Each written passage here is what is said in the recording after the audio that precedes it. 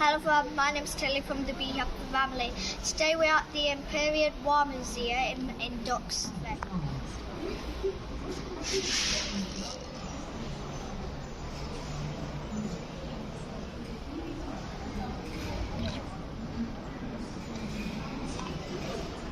Plan of it, can you see it?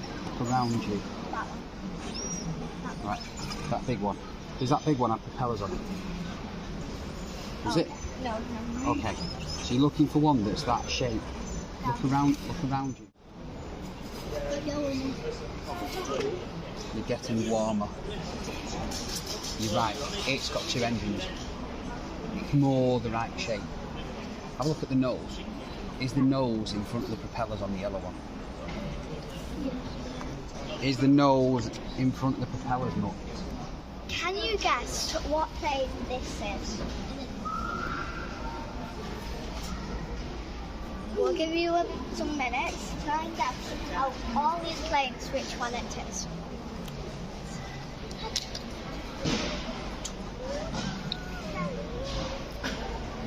Have you guessed yet? If you have, and you guessed correctly, it's that one there. It's called the mosquito. The mosquito. Now we're off to find Concorde. Follow me.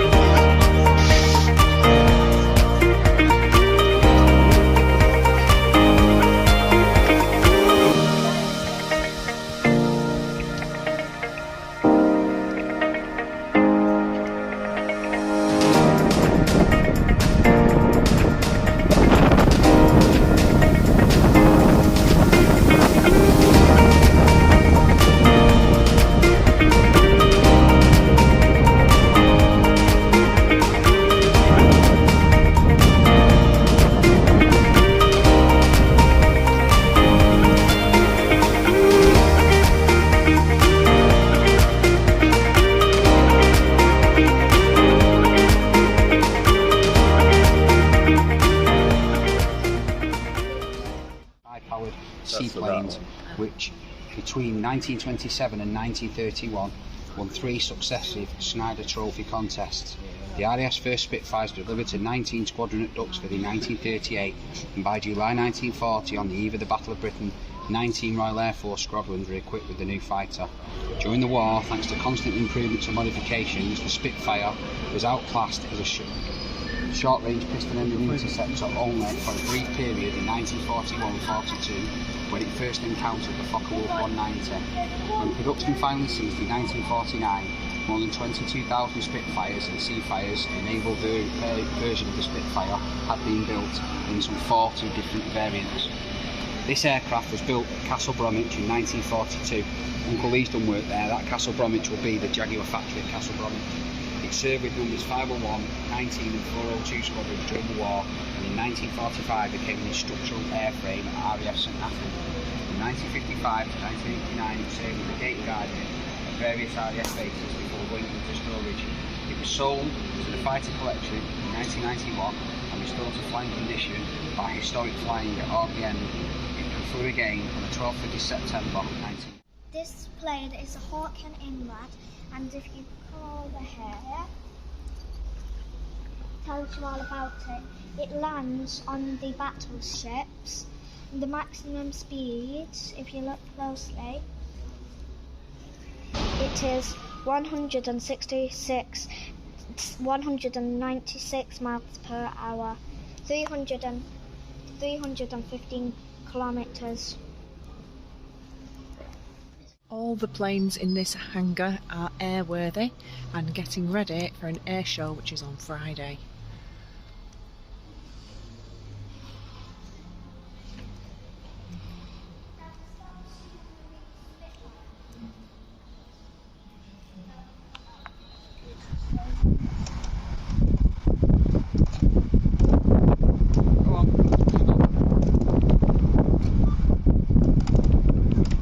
Please turn me to the message place. Listen to the audio description of Cold War changes. Then turn the dial to hear the story of Please turn. The Sea King was developed in the American Sikorsky S-61B helicopter in 1951. The hull is specially designed to allow the helicopter to land on water and float in an emergency. So if it crashes into the sea, it'll float like a boat. It's heavy. It's heavy. What does it remind you of? Helicopter. Helicopter, or the body reminds me of something else? Submarine. Yes. Oh yeah. Several different variants of the Sea King have been developed over the years to do different jobs, including search and rescue. Often painted bright yellow for extra visibility, these RAF Sea Kings help both military personnel and civilians in distress at sea and in difficult to reach areas. Some Sea Kings have been adapted for use as transport aircraft carrying troops and supplies. Others have been developed as early warning aircraft to detect enemy aircraft and weapons before they can reach the fleet. Sea Kings are still in service with the RAF and Royal Navy and continue to carry out all of these jobs. They operate from ships and land bases. This Sea King, HAS 6, served with 814 Naval Air Squadron from October 1990 to December 2000. Because of the winged tiger on its badge, the unit is known as the Flying Tigers. Its aircraft are sometimes painted in colourful tiger markings. XV-712 flew from the aircraft carrier HMS Invincible and on operations during the Gulf War in 1990 and 1991. Later, a few missions in Bosnia and Kosovo conflicts. It came to the Imperial War Museum from HMS Sultan to Royal Naval School of Marine Engineering in 2010.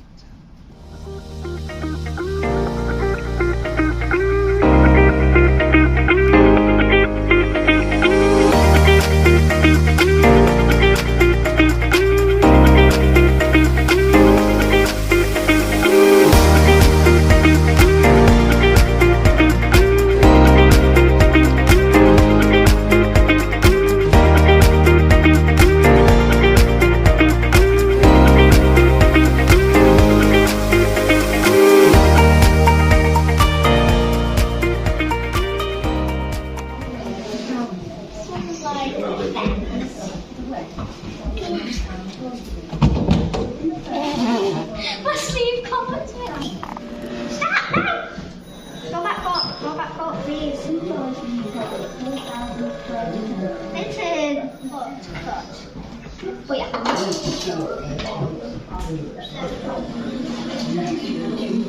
I did it! Dad, I did it. I fixed the brain. Well done. Maybe a brain surgeon. What they're saying now. Yeah.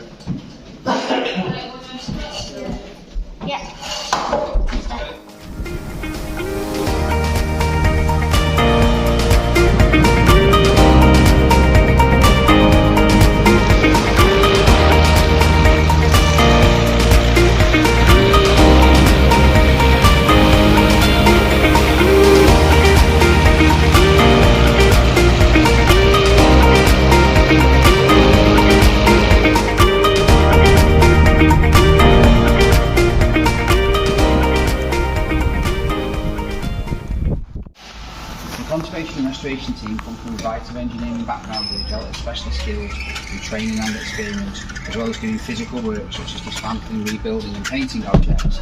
They're also responsible for researching and planning and recording the whole process. So the reason they'll do that is if anybody needs to do it again, how long to do it. The team begins the conservation process, so this is the process. Assess and plan the team begins the conservation. It was a maritime patrol aircraft. So it says, although fewer than 200 were built, the Shackleton is a Cold War icon. It was designed in the late 1940s in response to growing concern about the Soviet Union's rapid military expansion following the end of the Second World War.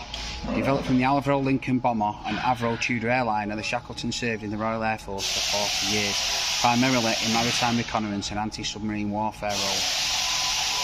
So it used to fly over the sea, looking out for things that are going on, using sensors and radar to work out what was going on and where, and if anybody was coming to attack us.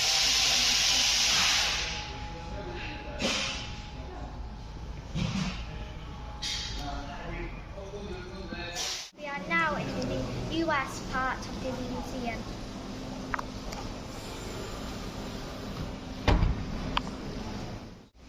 Behind me is the B-52 bomber.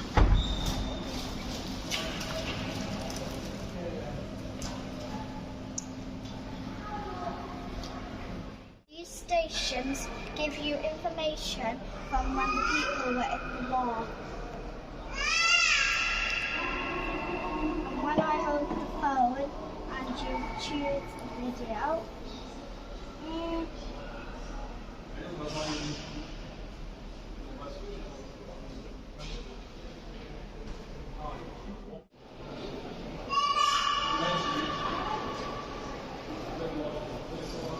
This is a piece of the Berlin Wall. Where did we see earlier this year another piece of the Berlin Wall? Where did we? Fatima. We did. It was in a case in Fatima. Well done.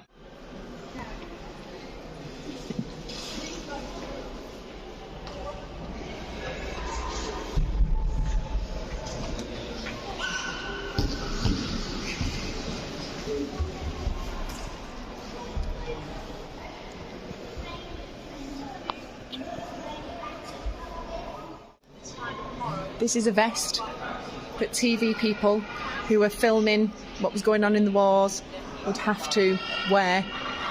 Go and try and pick it up.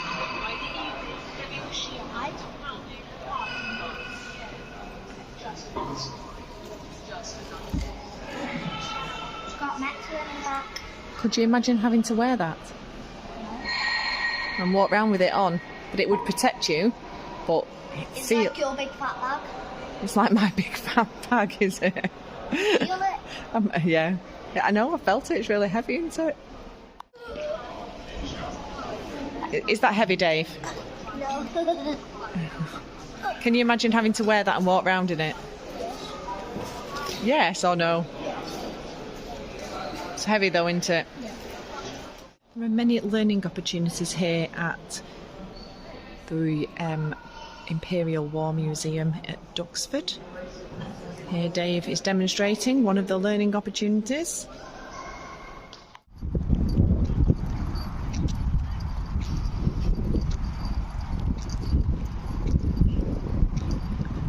Final stop of the day.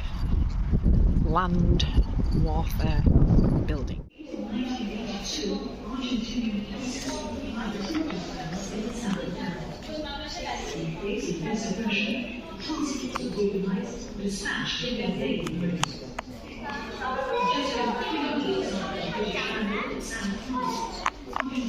I think so. I think we can head down there, yes? Yay! Let's go. These are all tanks, and I've seen one which is very awkward. I can't imagine trying to sit in that and fire it. What tank do you like, Dave? That one, the big one, Dave. The big. My favourite is that one at the back there. Can you see the one near the painting? I wonder if that's because it's really big. No. No. That's one of my favourites. Let's see if I can see the other one. Okay.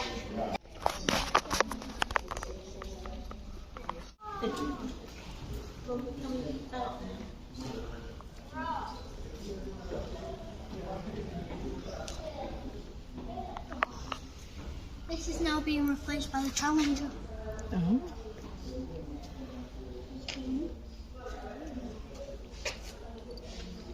What can you tell me about this one? This one. Yeah. When the BMP-1 was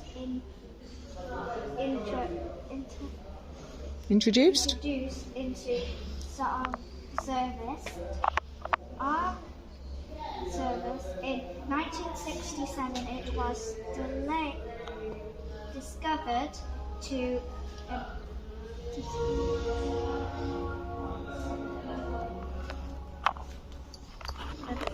to... It was designed to enable his crew and infantry to fight through enemy positions from within the vehicle. But I cannot imagine sitting in one of them. Oh, wow. I couldn't imagine carrying on that. Do you think it'd be heavy? Yes. I think you need to be really strong. Dad could do it. I think you need to be really fit.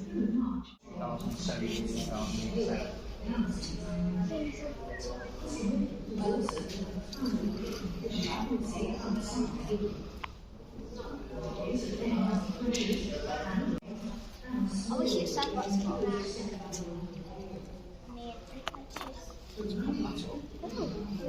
batteries of some sort. I don't know.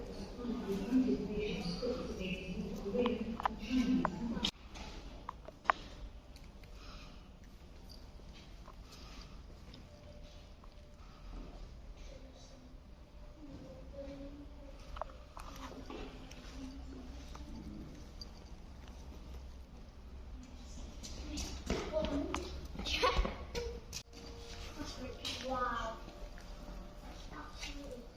People have no chance standing up against that.